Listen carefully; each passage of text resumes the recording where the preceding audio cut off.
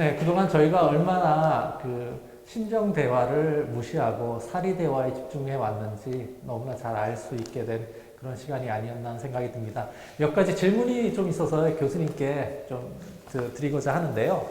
네, 첫 번째 질문입니다. 누군가가요, 난 이미 늦었어. 우리 가족과는 대화가 없지만 나는 그냥 포기할래. 이처럼 남편이나 또는 자녀와의 대화가 이렇게 단절된 가정이 자녀들에게 어떤 영향을 끼칠런지 궁금하거든요. 또 만일 아버지와의 대화가 정말 잘 이루어지는 가정이 있다면 또 그런 가정은 아이들에게 어떤 유익이 있을까? 그런 점이 좀 궁금해서요. 네, 여쭤보겠습니다.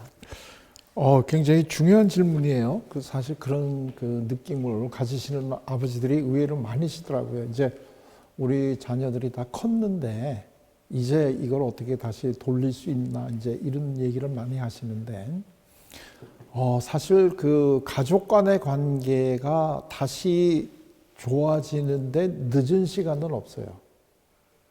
그리고 이거를 왜 이걸 푸셔야 되는 게 중요하냐면, 예를 들면 우리 자녀들하고 아버지하고 이제 서로 이 많은 상처를 줬다, 예를 들면.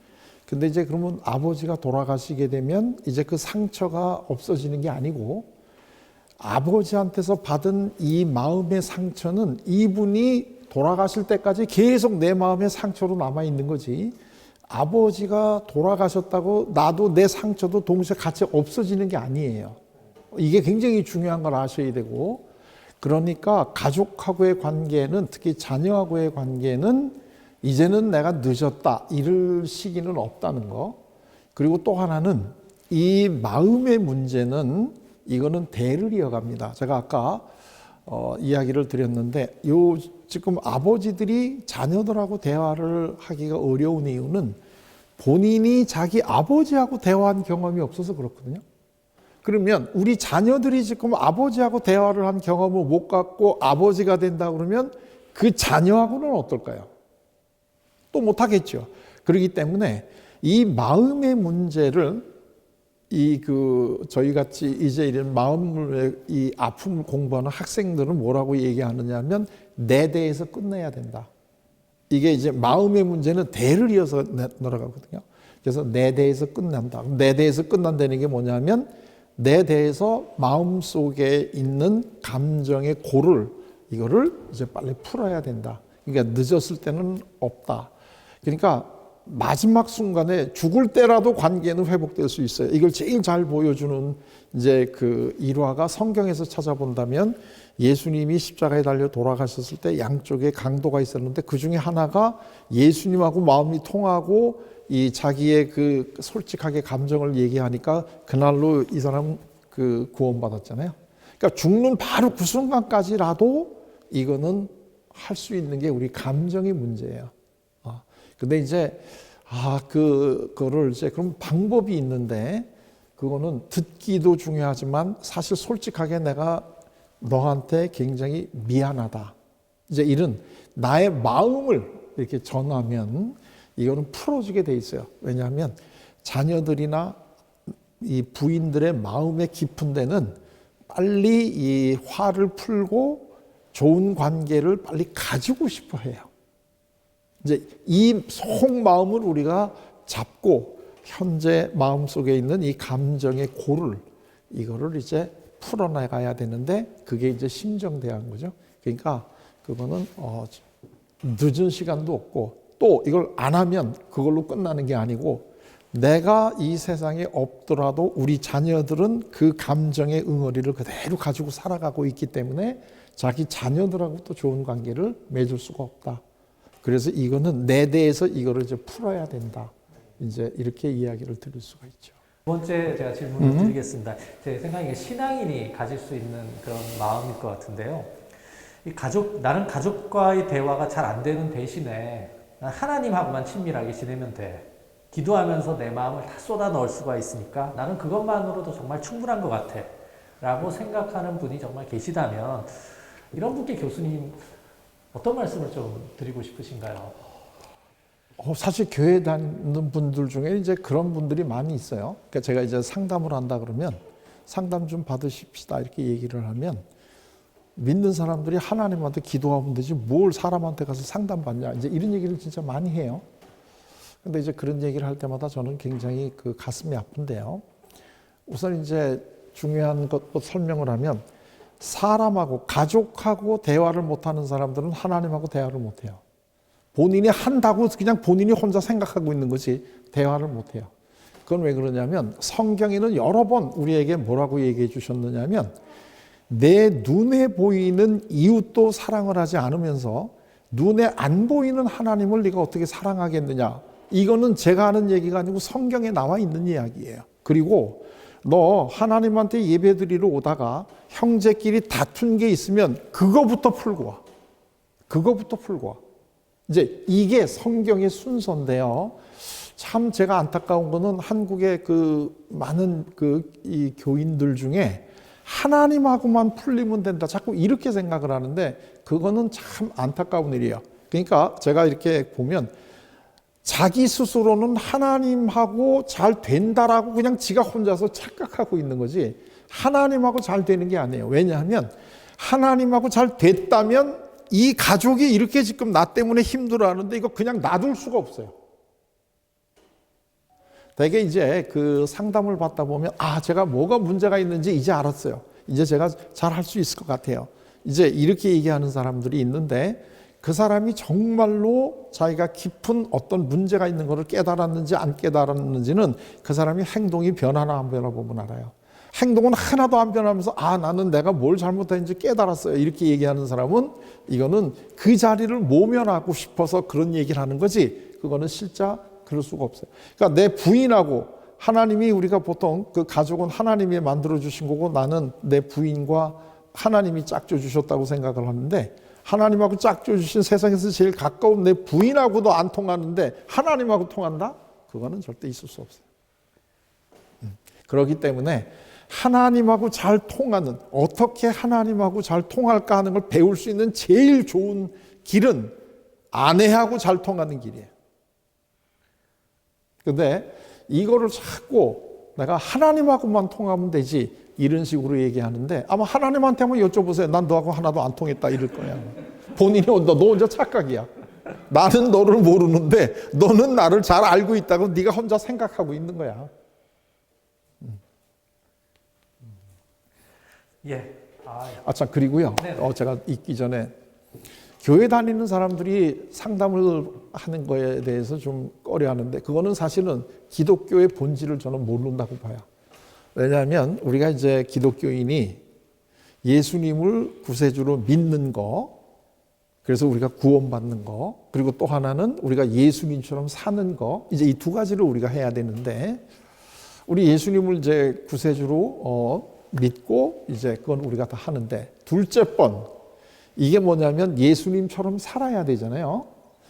그런데 그럼 예수님이 어떤 분인가 하는 것을 우리가 잘 알아야지 그분처럼 살아갈 텐데 그 예수님이 어떤 분인가 하는 것을 잘 알려준 분이 구약의 이사야 선지자님인데 그게 이제 9장 6절에 우리 가운데 한 아이가 태어났는데 양쪽 어깨에 정사를 메었고 그의 이름은 하면서 나오는 대목이 이제 제일 첫 번째 나오는 게 기묘자요 모사다 이제 이렇게 나가잖아요. 그 다음에 이제 전능하신 하나님이고 영존하시는 아버지고 평강의 왕이시다 이제 이렇게 되는데 요 기묘자요 모사 요 단어가 영어 성경을 보게 되면 이게 원더풀 카운슬러예요. 그러니까 원더풀 카운슬러. 그러니까 예수님 자체가 하시는 사역에 제일 먼저 나오는 사역이 아주 훌륭한 상담자이시다. 이게 이제 제일 첫 번째 나오는 거고, 이게 이제 신약으로 보게 되면 예수님이 내가 상담자다라고 딱 부러지게 얘기하시는 대목이 있는데, 그때 나오는 단어가 보혜사라는 단어인데, 이 보혜사라는 단어가 나오는 거를 다시 영어 성경을 찾아보게 되면 카운슬러 이렇게 돼 있어요. 그리고 본인이 상담 사역을 어떻게 할 건가 하는 것을 우리에게 아주 정확하게 알려주신 게 마태복음 11장 28절인데 수고하고 무거운 짐진 자들아 내게로 오라 내가 너희를 쉬게 하리라. 이게 예수님의 상담자로서의 사역의 요체거든요. 수고하고 무거운 짐진 자들아 내게로 오라 내가 너희를 쉬게 하리라. 그러니까 사실은 예수님은 아주 구체적으로 우리들의 현실에 들어오셔가지고 현재 내가 가지고 있는 마음속에 있는 무거운 짐을 상담해 주시고 쉬게 해 주시는 분이에요. 다만 우리가 예수님하고 상담을 안 해서 그래. 왜냐하면 예수님을 상담자라고 생각을 안 하니까. 그런데 예수님은 사실은 우리하고 상담을 해 주시려고 우리 문 밖에서 지금 우리 이름을 부르고 계시는데, 우리가 문을 열고 그분을 안으로 이렇게 모시기만 하면 우리랑 같이 먹고 우리랑 같이 이걸 나누려고 지금 우리 이름을 문 밖에서 부르시고 계시는 분인데, 자꾸 우리는 예수님이 바로 우리 옆에 와가지고 우리 옆에서 우리들의 마음속에 있는 무거운 짐을 나누고 쉬게 해주려고 자꾸 기다리고 계시는데, 예수님 저기 하나님 우편에 앉아 계세요. 거기 계시다 때 되면 그냥 죽을 놈 살 놈 이거 구별하려고 내려오세요. 자꾸 이러고 하늘로 다시 올려보내요. 사실 예수님은 바로 우리 옆에서 상담을 해주고 싶은데, 그렇기 때문에 사실 오늘날의 심리학에서 하는 상담의 기법이라든가 이런 거는 다 사실은 예수님이 하신 거를 조금 더 체계화하고 이 심리학이라는 학문적 용어로 이거를 바꾼 것뿐이다. 이렇게 얘기하시면 쉽게 이해를 할 수 있어요. 그래서 사실 우리가 예수님처럼 산다는 거는 우리 예수님처럼 원더풀하지는 못하지만 그래도 우리가 예수님이 해주신 상담을 방법대로 우리가 우리 가족들에게 해준다는 건데요. 그 예수님을 만나서 상담을 받은 사람, 그래서 예수님을 정말로 마음으로 만난 사람들의 공통된 특징은 즐거워진다는 거예요. 그게 아주 가장 대표적인 사람이 삭개오라 하는 사람인데, 이 사람이 예수님을 만나고 예수님을 자기 집으로 모시고 가면서 즐거워하며 이렇게 돼 있거든요. 그러니까 삭개오가 예수님 만나기 전과 후가 달라진 거는 즐거워진 거거든요. 수가성의 여인이 예수님 만나기 전과 후가 달라진 거는 즐거워져 가지고 물덩어리를 우물가에 그대로 놔두고 동네에 뛰어가 가지고 내가 이 메시아를 만났다, 이거를 전달하는 거거든요. 그러니까 성경의 복음서를 보게 되면 예수님을 만난 사람의 공통점은 다 즐거워진 거예요. 왜냐하면 그분이 우리들의 마음속에 있는 무거운 짐을 내려놔 주시니까. 사실은 예수님은 원더풀 카운슬러이신데 예수님이 하신 게 상담 사역인데 내가 교회 다니는 사람이 무슨 상담 받냐, 이거는 참 안타까운 일이에요.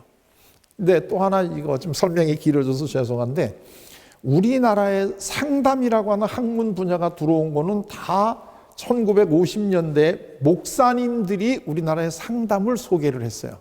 그래서 우리나라의 이 학문으로서의 상담 분야가 이 우리나라에서 이제 그 목사님들을 통해서 들어왔고, 사실 교회에서 상담실을 운영을 하는 제일 최초의 교회가 여의도 순복음교회고, 그 다음에 우리나라에서 일반 사람들을 대상으로 상담을 해주는 가장 민간인 단체가 생명의 전화인데, 그 생명의 전화가 목사님들에 의해서 처음에 이게 생겼어요. 40년쯤 전에. 그러니까 우리나라 한국의 기독교는 상담이라고 하는 거하고는 뗄래야 뗄 수가 없는 아주 밀접한 이런 걸 가지고 있기 때문에 예수 믿는 사람이 왜 상담을 받냐, 이런 식의 이야기는 저는 굉장히 좀 안타까운 일이다. 저는 이렇게 생각이 들어요. 예수님께서 상담자가 되신 것 같이 사실은 또 가정에서는 아버지가 사실 상담자 역할을 하고. 그렇죠. 제가 그걸 아주 중요한 말씀을 해주셨는데, 아버지가 해야 될 중요한 역할은, 우리나라가 이제 제일 중요한 게 교회 안 다니는 분들이 그 제일 좋아하는 가훈 중에 하나가 가화만사성이거든요. 그러니까 가족이 화목해야지 모든 일이 잘 이루어진다, 이런 얘기인데, 우리는 전통적으로 가화할 때 이 화가 이 한 목소리를 내는 거를 이 화목하다고 생각을 했어요. 그래서 전에는 이 가족들은 다 가만히 있고 아버지 또는 남편 혼자서 얘기하면 쫙 거기 따라가면 이 집이 굉장히 화목한 집이다, 이렇게 생각을 했는데, 사실은 이 요즘에 우리 한국의 가정의 이 약간의 갈등은 아직까지 아버지가 안 변하고 자꾸 그렇게 하려고 해서 그렇거든요. 부인의 의견을 무시하고 자녀의 의견을 무시하고 아버지가 하려는 대로 해, 이렇게 하려고 하니까 이제 이게 안 되는 거죠. 그러니까 이제는 가화의 화자의 그 화목의 의미가, 이게 이제 음악을 할 때 우리가 그 화음을 넣듯이 이 기독교가 그 한국 문화에 제일 크게 기여한 분야 중에 하나가 음악 분야잖아요. 그래서 이제 우리 한국 음악의 특징은 화음이 없는데 기독교가 들어오면서 이제 우리가 음악을 들을 때 화음이라는 개념이 이제 들어왔는데 그래서 이제 제가 대학에 있을 때 학생들하고 같이 어떤 프로젝트를 끝내고 이제 그 무슨 노래방에 가서 우리 한번 놀자 뭐 이래가지고 노래방에 가면 어떤 사람 하나가 노래를 딱 시작을 했을 때 거기에 이렇게 그 화음을 넣는 애들은 거의 대부분이 교회 다니는 애들이에요. 왜냐면 얘네들 어디서 성가대를 해가지고 무슨 뭐 소프라노, 알토, 테너 뭐 이런 거를 다 해버릇해가지고 누가 이렇게 멜로디 부르면 자연스럽게 3부, 4부로 나오는데 이 그 단음으로 부르는 것도 아름답지만 이 화음이 또 굉장히 풍부하잖아요. 그러니까 앞으로의 우리 그 아버지가 가정에서 역할은 각각의 우리 가족들이 자기 목소리를 내되 이게 굉장히 하모니어스하게 그래서 이 화라고 하는 개념이 한 목소리가 아니라 다양한 목소리가 나지만 그게 아름답게 들릴 수 있도록 이 조종자의 역할을 해주는 거 이게 사실은 아버지가 앞으로 해야 될 굉장히 중요한 역할이라고 저는 보는데 거기서 제일 중요한 게 바로 아까 얘기한 그 의사소통을 잘하는 거. 아, 너는 지금 네 마음은 이렇다는 얘기지. 그리고 또 엄마하고 딸하고 갈등을 하면 엄마는 사실은 말은 저렇게 했지만 엄마의 마음은 이런 거 아니겠니? 이렇게 그 마음과 마음을 통해주는 이런 그 관계를 다시 회복시켜주는 이게 저는 사실은 우리 한국의 아버지들이 앞으로 굉장히 중요하게 생각하고 하셔야 될 역할이라고 생각을 해요. 네, 저희 세 번째 질문 네. 드리겠습니다. 그 강의 중에도 말씀하셨는데요. 이 남자들이 감정을 지금 느끼는 게 뭐냐고 대답을 좀 요청을 드리면 모르겠다 이렇게 말하는 경우가 많다고 하셨잖아요. 근데 자신의 감정이 모르는 상태에서는 그런 심정적 대화를 하기가 사실상 어려울 것 같거든요. 그래서 자신의 감정을 좀 잘 이해하고 인식하려면 어떤 노력을 평소에 좀 해야 될지 좀 궁금해서. 그래요. 그것도 사실 참 그 아버지들하고 이렇게 그 예를 들면 부부간에 이제 갈등을 할 때 그 남편 보고 이제 부인이 지금 저 얘기를 했는데 저게 지금 부인은 마음이 무슨 얘기를 지금 하고 있어요? 하고 이렇게 얘기를 하면 그걸 몰라요. 그리고 그럼 본인은 지금 저 얘기 듣고 어떤 생각이 드세요? 그러면 아무 생각. 부인이 무슨 얘기하는지를 내가 모르기 때문에 답답하지 않으세요? 이렇게 얘기하면 답답이야 하죠. 이게 제가 얘기한 다음에 알아요. 그러니까 지금 답답하신 거죠. 그렇죠. 답답하죠. 그게 마음이에요. 그게. 그리고 지금 또 내 얘기를 들으면 어떤 느낌이 들어요? 그럼 그때야 그렇군요. 내가 그걸 잘 모르는군요. 뭐 이러면서 이제 참 내가 나를 봐도 정말 좀 그렇다. 이렇게 이제 그때 이거를 이제 알아듣는데 그럴 때 이제 저희들이 좀 도움을 받아요. 보조 도구를. 그게 뭐냐면 감정 단어가 이제 이렇게 그 감정 단어라고 하는 거가 이렇게 이제 카드로도 돼 있어요. 그래가지고 자기가 지금 그 감정을 빨리빨리 모를 때는 그 카드를 이렇게 앞에다 이렇게 펼쳐주고 요것 중에서 제일 그래도 지금 느낌하고 좀 비슷한 게 뭐예요? 그러면 이거 보다가는 알아내요. 그러면 이게 지금 비슷하다. 그래요? 그럼 이걸 이렇게 뽑아가지고 나는 지금 이런 마음이 들어요. 이거 한번 얘기해 보세요. 그러면 나는 지금 굉장히 억울한 느낌이 들어요. 뭐 이렇게 얘기를 해요. 그러면서 조금씩 자기 감정을 이걸 찾아 나가는 훈련을 하는데 그게 이제 감정 단어라고 부르는 건데 혹시 지금 그런 것들을 좀 하시고 싶지 않은 분은 인터넷에 들어가셔가지고 감정 단어 하는 걸 치시기만 하면 감정 단어가 기쁠 때 감정 뭐 이게 쫙 이렇게 단어들이 있어요. 그리고 그 단어들을 이렇게 이제 좀 보시고 내가 지금 느끼는 감정은 바로 이거야. 그러면서 그걸 한번 말로 나는 지금 굉장히 기쁘다. 이렇게 이제 그 표현하는 요 훈련을 집에서도 하실 수 있어요. 그러니까 그 감정 단어라는 거를 좀 아시면 훨씬 더 도움이 되실 수 있고요. 사실 또 그리고 이제 이게 이제 되게 우리나라 아까도 얘기했지만 남자들은 감정 표현하는 거는 남성답지 못하다 이런 이제 이 교육을 받고 자라났거든요. 그럴 때는 이제 사실은 그 부인이나 또는 자녀들이 너무 그렇게 아버지에 대해서 답답해 하시지 마시고, 왜냐하면 아버지가 사실은 모르기 때문에 그러는 거거든요. 이제 그럴 때는 그냥 예를 들면 뭐 부인이 내가 이런 얘기할 때 지금 내 마음이 어떨 것 같아? 뭐 이렇게 해서 한번 물어보시고, 그래가지고 이제 만약에 남편이 아주 정확하게 잘 맞췄다 그러면 맞다. 이제 내 마음을 알아주네. 그러니까 훨씬 내가 당신하고 가까워진 것 같다. 이렇게 좀 칭찬도 좀 해주시고 이러면서 이렇게 이제 그 못하는 사람한테 못한다고 야단해가지고는 아무 소용이 없잖아요. 그러니까 그걸 이렇게 조금씩 이렇게 내 감정이 어떨 것 같아? 예를 들면 자녀하고 갈등이 있을 때 쟤는 지금 당신한테 겉으로는 저렇게 얘기를 했는데 쟤 지금 마음은 어떤 얘기일 것 같아? 뭐 이제 이렇게 슬슬 그 마음을 느끼게끔 이렇게 이 부인들이 이렇게 몰고 가줘야죠.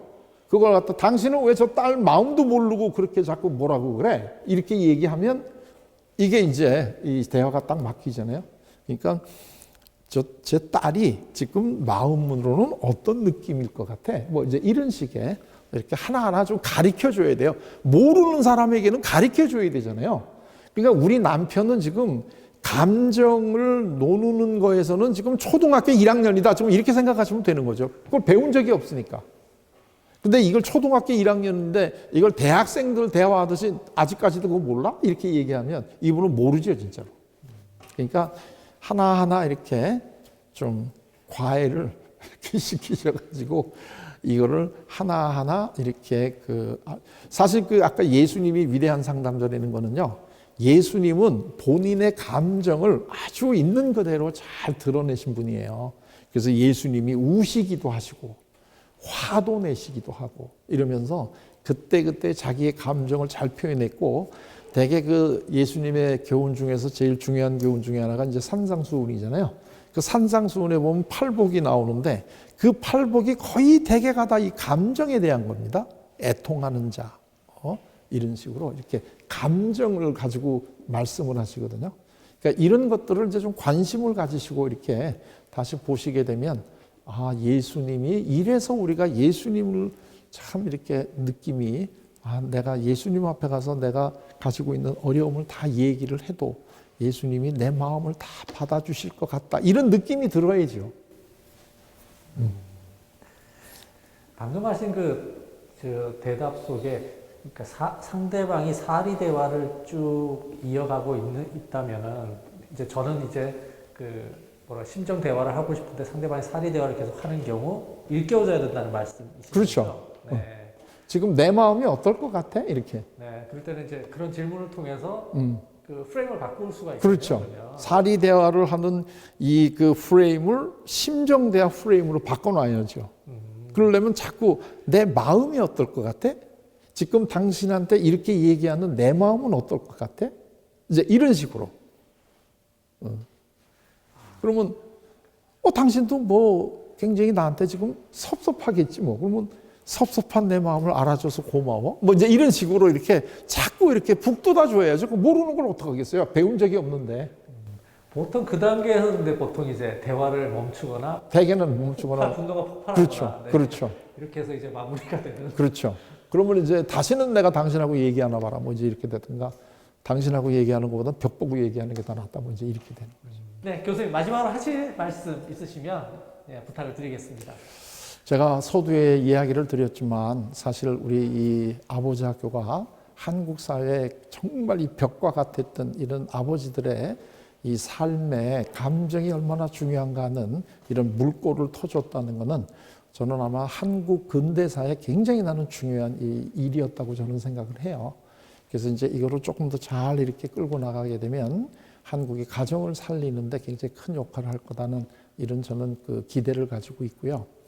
혹시 제가 이제 시간이 너무 짧아가지고 자세히 설명을 해드리지 못했는데 이 내용을 조금 더 자세히 그냥 알고 싶으신 분은 제가 CBS TV에 아카데미 숲이라고 하는 데서 24번에 걸쳐가지고 이 강의를 한 게 지금 유튜브에 올라가 있습니다. 제 이름이 한성열인데 한성열을 유튜브에 치시게 되면 제가 그 24번 이 강의를 한 게 이렇게 올라와 있으니까 거기는 아주 자세하게 제가 설명을 해드렸습니다.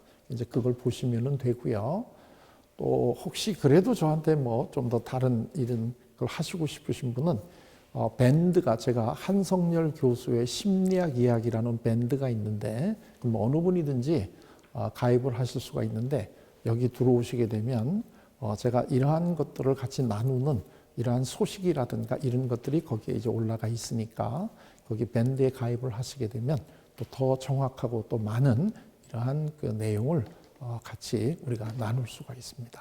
자, 이렇게 귀한 시간을 저한테 주셔서 너무나 고맙습니다. 네, 감사합니다.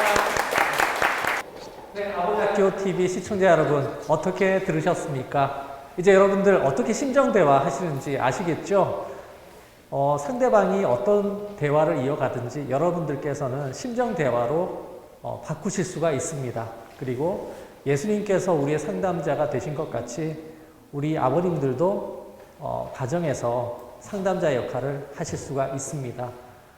듣는 것이 지혜이고 상대방의 마음을 이해하는 것이 바로 하나님이 주시는 귀한 지혜임을 여러분들도 다 깨달았으리라고 생각합니다. 네, 긴 시간 함께 해주셔서 감사합니다.